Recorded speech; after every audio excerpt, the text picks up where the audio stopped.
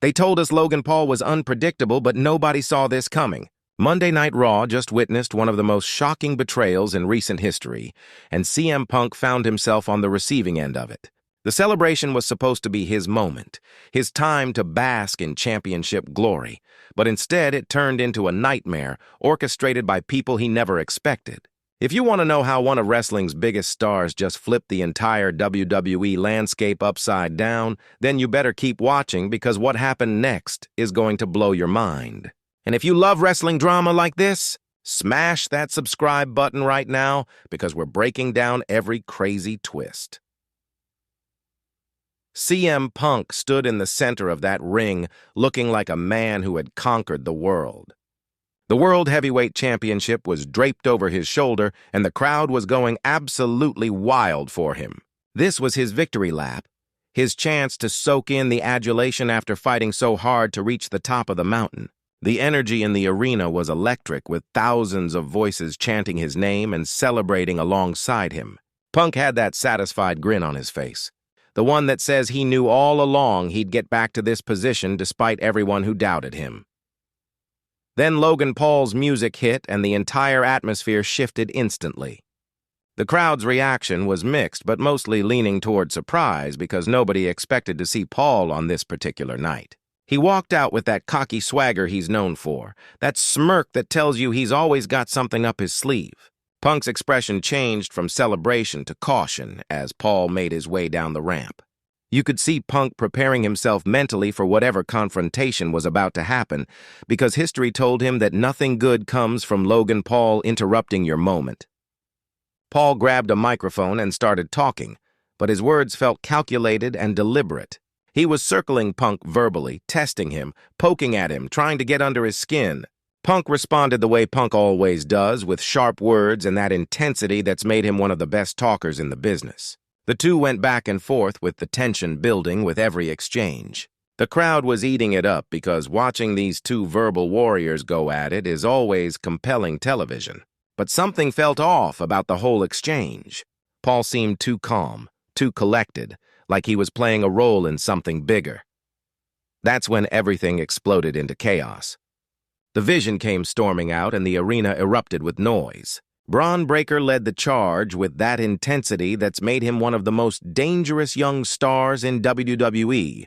Right behind him was Bronson Reed, that massive powerhouse who looks like he could walk through walls. And alongside them was Paul Heyman, the master manipulator himself, orchestrating this attack with that evil grin on his face. They hit the ring like a tidal wave, and Punk immediately realized he was in serious trouble. The numbers game was completely against him. Breaker struck first with devastating force that sent Punk reeling backward. Before Punk could even recover, Reed was on him with those crushing blows that he's famous for. They were working together like a well-oiled machine, cutting off the ring, preventing any escape, systematically breaking down the World Heavyweight Champion. Punk fought back with everything he had, because that's what Punk does. He was throwing punches, trying to create separation, refusing to go down without a fight. But 3-on-1 odds are impossible to overcome no matter how tough you are. The crowd was going crazy watching this assault unfold. Some were booing the attack, others were in shock. Everyone was on their feet trying to process what was happening. Heyman was on the outside directing traffic like a conductor leading an orchestra of destruction. He was pointing, shouting instructions, making sure every move was precise and impactful. This wasn't random violence, this was calculated and purposeful. They were sending a message to Punk and to everyone watching that the Vision was a force to be reckoned with. Then came the moment that nobody saw coming. Logan Paul, who had been standing back watching this beatdown unfold, suddenly moved toward the action. For a brief second, it looked like maybe he was going to help Punk. Maybe he was going to be the hero and even the odds. The crowd's noise shifted to anticipation, thinking they were about to witness Paul doing the right thing. Punk was down on the mat getting pummeled, and Paul was the only person who could change the dynamic of this situation. But Paul didn't help Punk. Instead, he reached into his pocket and pulled out brass knuckles. The crowd's reaction was instant and loud. Those brass knuckles gleamed under the arena lights, and everyone knew exactly what they meant. Paul slid them onto his hand with deliberate slowness, making sure everyone could see what he was about to do. Punk was trying to get to his feet, battered and exhausted from the assault, completely unaware of what was coming next. Paul positioned himself perfectly, waiting for the right moment, savoring what was about to happen. Paul loaded up and absolutely blasted CM Punk with those brass knuckles. The sound of metal meeting skull echoed through the arena. Punk went down like he'd been shot, his body going limp instantly. The crowd exploded with a mixture of shock and outrage. This was the betrayal nobody predicted. Logan Paul had just aligned himself with the Vision in the most brutal way possible. He stood over Punk's unconscious body with that smirk back on his face, this time even more sinister. The brass knuckles were still on his hand, with Punk's blood visible on them. Heyman was ecstatic on the outside, clapping and celebrating like his master plan had just come together perfectly. Breaker and Reed were nodding in approval, welcoming their new brother into the fold. This wasn't just an attack, this was an initiation. Logan Paul had just officially joined the Vision, and he'd done it by taking out the World Heavyweight Champion in devastating fashion. The symbolism was clear. Paul wasn't playing games, he was all in with this faction, and he'd proven his loyalty in the most violent way possible. Paul then did something that sealed the deal completely. He took those brass knuckles off his hand and walked over to Paul Heyman. He handed them over like he was presenting a gift to a king. Heyman accepted them with that evil grin growing even wider. This gesture meant everything. It showed submission to Heyman's leadership. It showed respect for the Vision's hierarchy. And it showed that Paul understood this wasn't about his ego anymore. He was part of something bigger now, part of a faction that was going to dominate WWE. The four of them stood in the ring, surveying the destruction they'd caused. CM Punk was laid out cold in the center of the ring. Medical personnel were rushing down to check on him.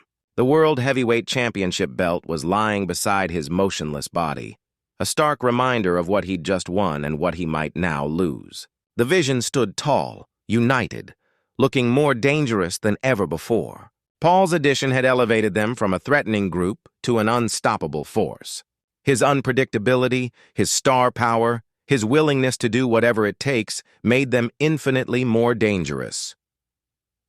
The implications of this betrayal are massive and far-reaching. CM Punk now has a huge target on his back and a faction gunning for him. Logan Paul has instantly become one of the top bad guys in WWE with this move. The Vision has gained a member who brings mainstream attention, social media influence, and legitimate fighting ability. Paul's boxing background means he can actually back up his trash talk with real physicality. His celebrity status means every move this faction makes will get covered beyond just wrestling media. The rivalry between Paul and Punk is now inevitable, and it's going to be explosive. These are two of the biggest personalities in wrestling right now. Punk is the veteran who's fought his way back to the top through sheer will and determination. Paul is the outsider who's earned grudging respect through his performances, but still carries that polarizing energy. Their styles clash, their personalities clash. Everything about this matchup screams main event level feud. The build-up is going to be intense with both men capable of delivering promo work that will have people talking for days. But it's not just about Punk and Paul anymore. Jey Uso has been thrown into this mix now too. Jey has history with the Vision and particularly with the bloodline connections that some of these members have. Adding him to this equation creates even more layers to the story. Is Jey going to align with Punk to even the odds? Is he going to pursue his own vendetta against the Vision? Does this lead to other babyfaces banding together to combat this dominant faction? The storytelling possibilities are endless. The Vision is now positioned as the most dominant force on Monday Night Raw. They have the muscle with Breaker and Reed who can destroy anyone physically. They have the brains with Paul Heyman who's forgotten more about wrestling strategy than most people will ever know. And now they have the wild card in Logan Paul who brings unpredictability and mainstream appeal. This combination makes them nearly impossible to combat. Any single superstar who tries to stand up to them is going to get overwhelmed by the numbers advantage. It's going to take something special to slow them down. Paul's heel turn was executed perfectly. Everything about it felt organic, even though it was shocking. The way he positioned himself during the attack, the calculated violence with the brass knuckles, the submission to Heyman's authority, it all worked. Paul has always been better as a heel anyway. His natural cockiness and willingness to bend rules plays better when he's the bad guy. As a face, he always felt slightly forced, but as a heel, he can fully embrace who he naturally is. This is going to bring out the best in his character work. The brass knuckles spot was particularly effective because it was personal and vicious. Paul didn't just hit Punk with a regular move, he used an illegal weapon to potentially injure the champion. That's heat-generating offense right there. Fans will remember that visual of Paul standing over Punk with blood on those knuckles. It's the kind of image that defines heel turns and creates lasting animosity. When these two eventually face off in a match, that moment will be replayed constantly to remind everyone why the stakes are so high. Heyman's role in all of this cannot be overlooked. His presence legitimizes the Vision as a serious faction. Heyman has been the advocate for some of the biggest names in wrestling history. His tactical mind and ability to manipulate situations has led to countless championships and victories. Having him guide this group means they have an unfair advantage in every situation. He'll find weaknesses in opponents, he'll create opportunities out of nothing, he'll talk his way into and out of any scenario. The combination of his brain and their brawn is terrifying for the rest of the roster. Monday Night Raw just got infinitely more interesting with this development. The show now has a clear dominant faction that's going to drive storylines for months. Every segment they're in will feel important because you never know what they're going to do next. Other superstars are going to have to figure out how to respond to this threat. General managers are going to have to make matches that either favor or punish the Vision. The entire landscape of the show revolves around them now. Paul's social media following means this angle is going to reach far beyond traditional wrestling fans. His millions of followers who might not regularly watch WWE are going to tune in to see what he does next. That crossover appeal is valuable for growing the audience. WWE clearly recognizes this, which is why they've positioned him so prominently.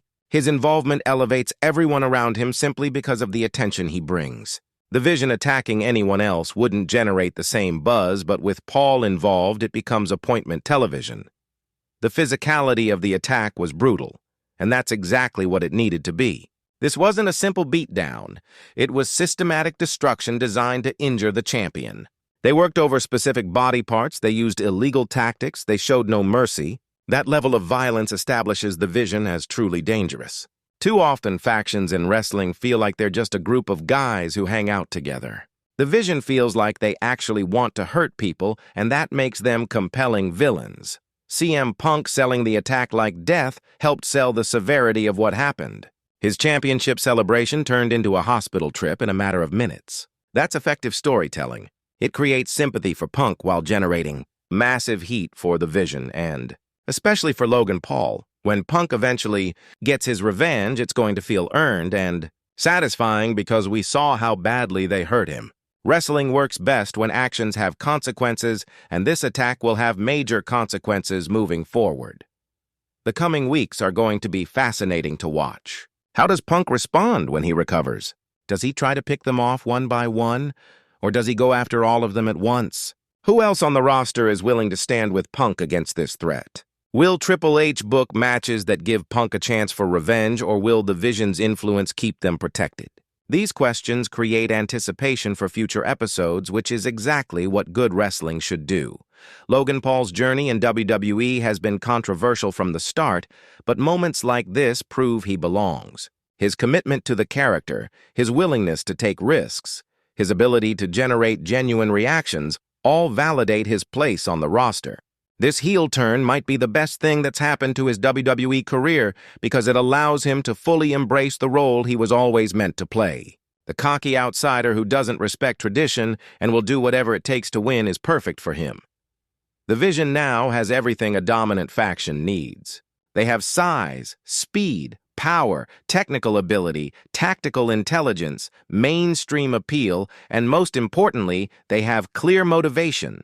They're not just bad guys for the sake of being bad guys. They have a purpose and a mission. That depth makes them interesting villains worth investing in as fans. You want to see them get their comeuppance, but you also can't look away from what they're doing.